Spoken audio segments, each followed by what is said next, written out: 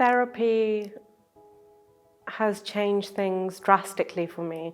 I just recall not feeling like myself for a very long time. I just know that I hit rock bottom, so to speak. And it wasn't until I went to speak to my GP that Talking Therapies was recommended to me as an option. So you may be wondering if therapy is really for you, and that might be a particular thought if you're from a marginalised background. And actually therapy is a safe place that you can come to.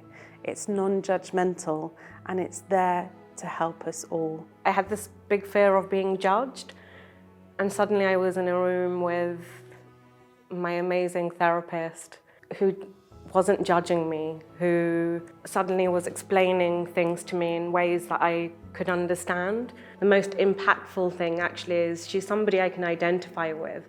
She comes from a culture very similar to mine, so she was understanding of the situations I was navigating. Being paired with somebody that you can see yourself in and that you can look up to is probably for me what made this process the most approachable.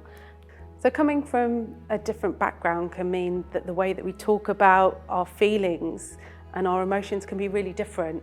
So you may be thinking about a darkness or a heaviness on your heart, a heaviness on your body. All of that can be seen as symptoms of anxiety or depression, and they are all things that we can help with. When I went into therapy, I thought I was going in to be fixed.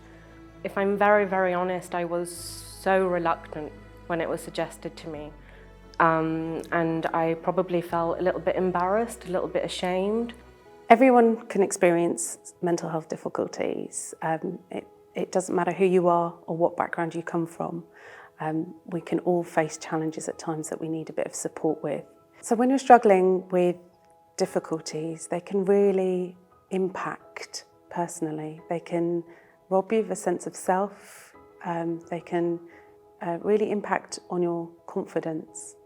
And through therapy, you can start to build that back. I'm a very spiritual person. Religion is really, really important to me. I think the hardest thing I dealt with was being told by religious authorities that struggling with low mood and anxiety was equivalent to having very low faith in God. Like, that was heartbreaking for me.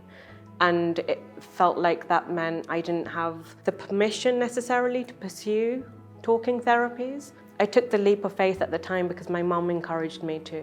You know, I'm conscious that there's a very rich tradition and history within Islam of discussing mental health. So I really, really would encourage people who perhaps can identify with my situation not to buy into those misconceptions. My goal for you, if I'm working with you, is to help you feel better. And what that means for you is going to be different because the therapy is really tailored.